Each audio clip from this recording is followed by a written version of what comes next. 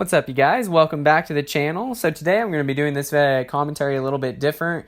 When I filmed this round, it was very windy and it was going to make in-round commentary really not any good. So I decided to try something different and do voiceover commentary on this.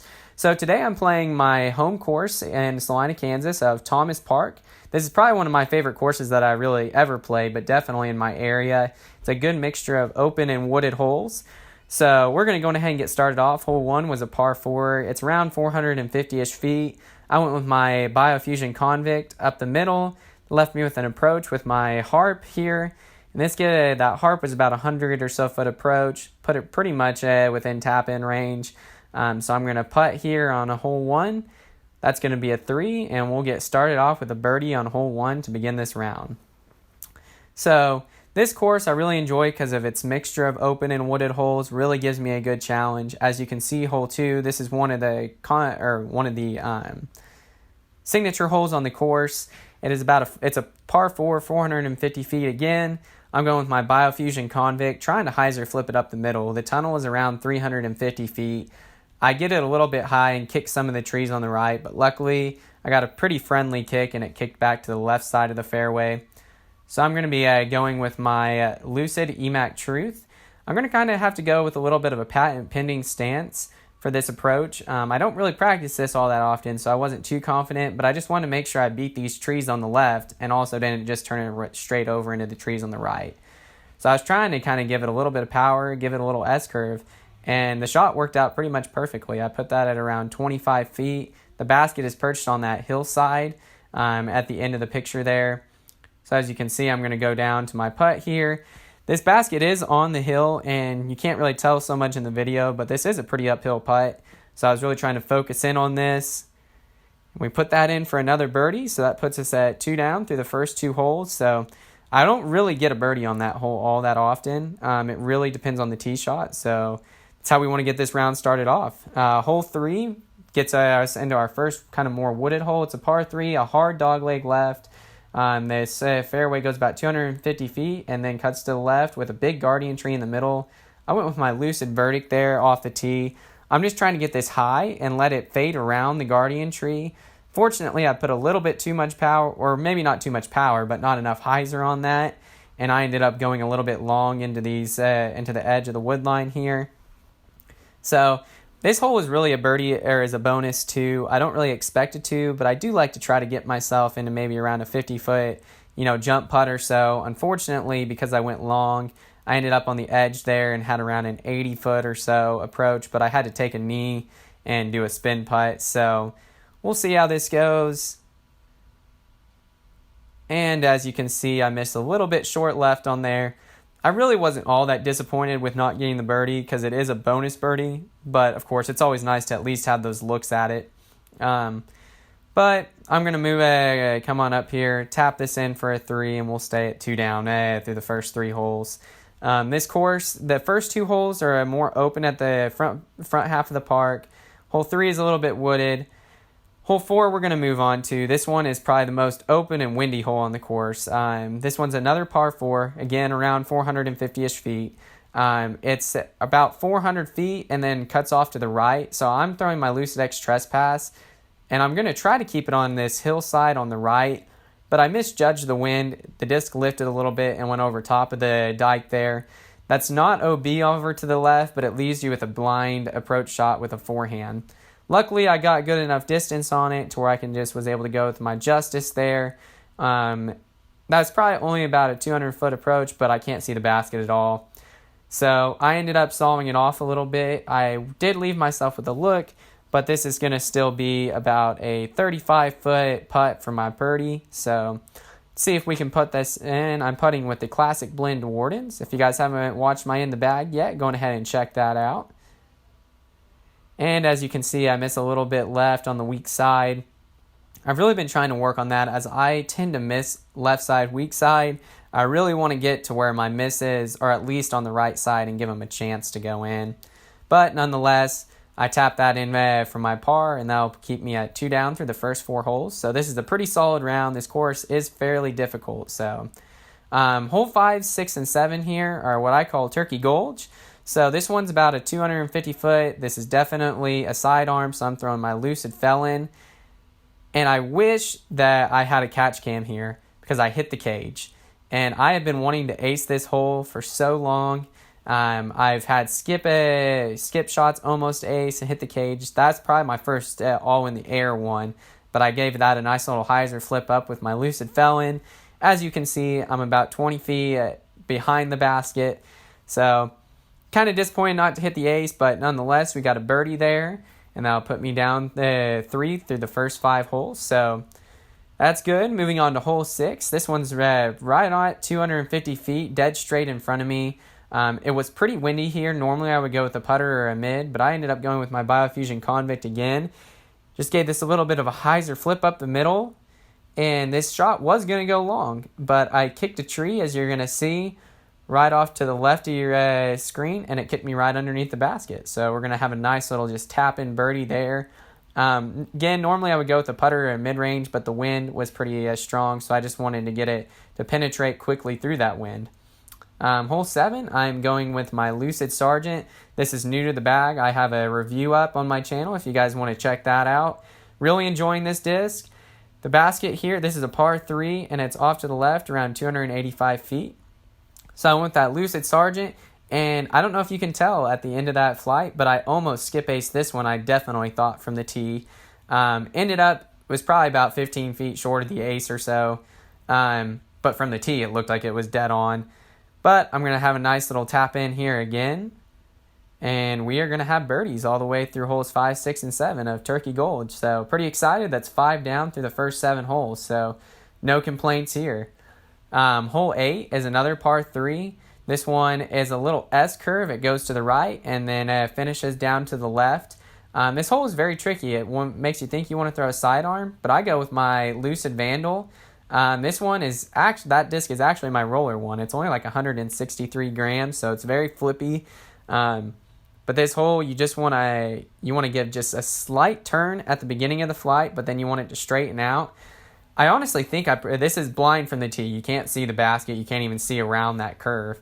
I think this probably was relatively close to an ace. And interesting enough, hole 8 was my first ever, my first ever legitimate ace. I had a kind of a practice ace, but this one was in a round. I hit it with a Lucid Explorer.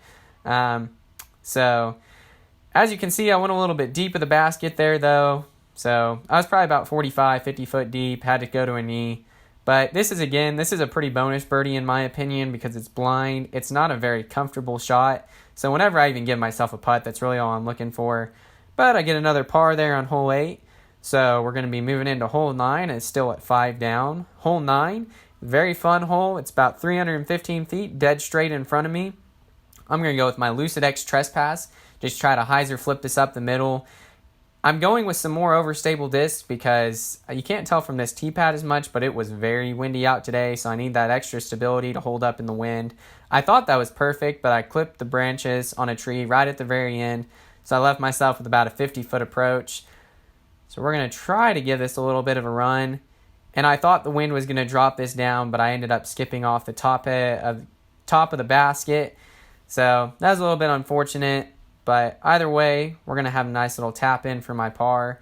As you guys can see, it is pretty windy out. There's an open field right behind me, so there's quite a bit of wind on this putt. But just kept the bag on, going a little bit Paul McBeth style there, tapping that in for a par, and we're going to move on to hole 10. So hole 10 is a par 3. This is one of the hardest par 3s you're going to play. It plays about 400 feet downhill. I'm going with my Lucid X Trespass again. As you can see, there are a ton of trees in the middle. This one bends at about 350 feet up to the left. So I'm trying to go on the far right side of this fairway, but I end up taking a local gap straight down the middle, and I hit a perfect skip and slide, and I think maybe even a bird helped me or something because I left myself with about a 25-foot putt here. I've never been within 50 feet of this hole when it's in this pin placement. This is extremely protected. I was very nervous on that putt, but as you're going to be able to tell, I was very happy to hit that putt and get the birdie on this hole of hole 10. That's going to put me at 6 down through this round. So this is one of the hottest rounds I've ever had, and I don't think I've ever birdied that position. So out of a lot of times playing the course. So Moving into hole 11, this is another one of the signature holes on the course. It's a par 3, about 430, 440 feet. It's over on the left side of the far tree line on the other side of this ravine. So I'm going with my west side of Tournament Burst Destiny. I'm just going to try to throw this one hard. Unfortunately, I get it a little bit nose up, and I thought I was actually going to, you can see me waving it down. I thought I was going to end up in the ravine there, but I end up sticking it just on the side of the hill. Leaves myself with around an 80 or 90 foot approach. Generally, I get this within, 40 to 50 foot putt.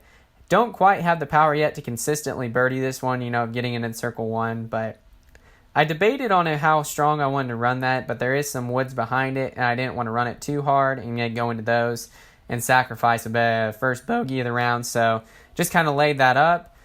Left myself with about a 15-foot tap in. So again, just going to tap that in with the bag on. That one was left side, but that one did stick. So hole 11, we got a par. That keeps us at 6 down through the first 11 holes. Moving on to hole 12, this is another par 3. This one is a sharp dog leg to the right at around 230, 240 feet, 140 feet. So I'm going with my Paige Pierce Biofusion Defender there, throwing it on a sidearm. Got a good skip. I've really been trying to practice my sidearm quite a bit lately, trying to improve it as much as I can because it really helps on these courses. That put me at a good spot. I would have liked to have been maybe 10 foot farther and off to the left, but this left me with about a 50-foot approach for my birdie. So we're going to go with a little Anheuser putt. And sorry I got in the way of that angle. But I was chain high, but just off to the right. But that's okay. We're going to have another tap in for a par here. Get this tapped in. And we'll stay at 6 down for the round. So I'm not upset on this round at all. I think my best round that I've ever had out here has been 6 down. So I'm just trying to maintain right now. And really a good score on this course is par if you can even hit that. So hole 13 is another par 3. It bends off to the right. It's about 270 feet. So I went with my Fusion Raider there. After I threw this shot, I don't really think I made the right choice. I don't really want something that overstable or really that high of a speed. I apologize for this shot on my approach. The basket's pretty much dead straight in front of me. But I was in poison ivy and some thorns here, so I just wanted to get this approach out of the way. Kicked a tree, left myself off to the left, so we're just going to have another tap in for a par. There we go. I was just ready to get off that hole. That one kind of frustrated me. I didn't make a good disc choice off the tee. Didn't have a good shot. Not a good approach, but it'll be okay. Hole 14 is one of the last signature holes on the course. This one's a par 4. This one S-curves, but mirrored, I guess you would say. So I'm throwing my Lucid. I think I threw the Lucid Verdict off the tee, but I might have thrown my Harp off the tee there too. I just want to get about 230 or so feet and then bend off to the left. I needed to be about another 15 foot forward and to the left to be in the fairway. So I have to take kind of a side fairway here with my Lucid Felon. The basket is right where my disc is flying. And I really thought I threw this in for an eagle. But unfortunately, I skipped just a little bit past it. But that was okay. I just wanted to hit that gap and at least have a putt. And I didn't want to fade out. But that Lucid Felon, I'm really liking it. It's great for sidearms and backhands. So I'm stepping up, have about a 25-foot putt. And I just did not commit to that really at all. Left it low, hit the cage. So what could have been an eagle turned into a par. And that was kind of frustrating because really that hole, if you hit the fairways, if you just pick it apart, it's an easy 3. But unfortunately, I ended up taking my 4. So I stay at 6 down through the first 14. Hole 15 is another par 3. It's probably, really, I think it plays close to 400. I went with my Lucid X Trespass, tried to hit it straight down the middle, get a little bit of a skip. There's a road off to the left side, just left of that telephone pole. So I got this a little bit farther left than what I wanted, which forced me to go with a sidearm approach with my Harp. And I was just trying to lay this up there softly. But I juiced this and went like 40 feet past the basket. So I think I just kind of had some frustrations from hole 14 moving into this. So unfortunately, I'm leaving myself with probably a 40 to 45 foot comeback putt here. But we're going to try to put this in. Try to just clear my mind and step up to this confidently. So we're going to go on ahead and putt this here. And as you can see, I just didn't really commit to that one either. I really thought that was in, but I ended up hitting the top of the band. Threw a couple of them, and I think on this one I actually end up tapping in the wrong disc, but they're both literally sitting underneath the basket. So that one, as you guys can see, throwing that second putt, the only holes that I did were the ones, I had them all on video. I think I did it on like 2 of them. But again, I took my first shots. So, took my first bogey of the round on hole 15. Hole 16 is about 315, 320 feet. I'm going with my Paige Pierce Biofusion Defender, super beat up on a sidearm. I've really been trying to work on my sidearm a lot lately, trying to get it out to a solid 300 to, maybe 330 or so feet. Right now, I would say kind of my max distance is 275 comfortably if I crank on it, maybe 300. I thought I parked this, but I ended up on the right side of the tree line, have about a 35-foot putt, and I'm telling you, this thing was all the way in the basket, and it spit out the backside. These are disc catchers, so I was pretty upset over that one because I really, really wanted the birdie in these last few holes, but we have another tap-in par there that keeps me at 5 down, so as you can see, I still have a smile on my face. I'm not upset over the round, I'm just upset that I've had a few kind of mistakes that I shouldn't have had, but we're still at 5 down. Moving into hole 17. This one is really could be considered almost a par 4, I think, but it's not. It's a par 3. It's a sharp dog leg to the right. I thought I threw that pretty much perfectly, but I didn't. I ended up in thorns and poison ivy, so I didn't get my upshot, but I threw my heart and was able to get up there for a save for my 3, so that one is 100% a birdie too if you ever get it, but sorry I didn't get the best film on that hole. The last tier of hole 18, this one's a par 3. It's probably around 400 to 430 feet. It cuts off to the left at the end of what you can see on this picture, so I'm going with my Destiny. I'm just going to try to hyzer flip this up the middle and get it in a nice approach. This came out of my hand very clean, but just a little bit low, turned over to the right. So, but that's okay. That's going to leave me with probably about 120 to 150 foot approach with my heart. As you can see, the basket is just right there in front of me. So I just want to get my par and finish off at 5 down. I do saw that off a little bit to the right, which I was a little bit disappointed about, but leaves me about another 20, 25 foot tap in for a par. So let's see how this goes. And there we go. So guys, that was one of my first vlogs at my home course. Hope y'all enjoyed it, and we'll see you next time. Alrighty guys, so we're here at the end of the video. Thanks for tuning in. I enjoyed filming this video, and of course I had one of my best rounds that I've really ever had there at my home course at shooting 5 down. Just for reference, I think in the tournaments that I've played there before, that's around a 975 to maybe even 1,000 rated round. So it's not the most difficult course out there, but there's just a lot of places that are really easy to take bogeys and stuff on if you get off the course really at all. But outside of on hole 15 there, I was able to stay away from those. So I hope you guys enjoyed the voiceover commentary of it. We'll see if I continue to stick with that or not, but with all the wind that I had when I shot that, doing in-round commentary wasn't really going to be possible, so I figured I'd give that a try. So anyways, if you guys enjoyed this video, please go ahead and hit the like and subscribe button, and we'll see y'all next time.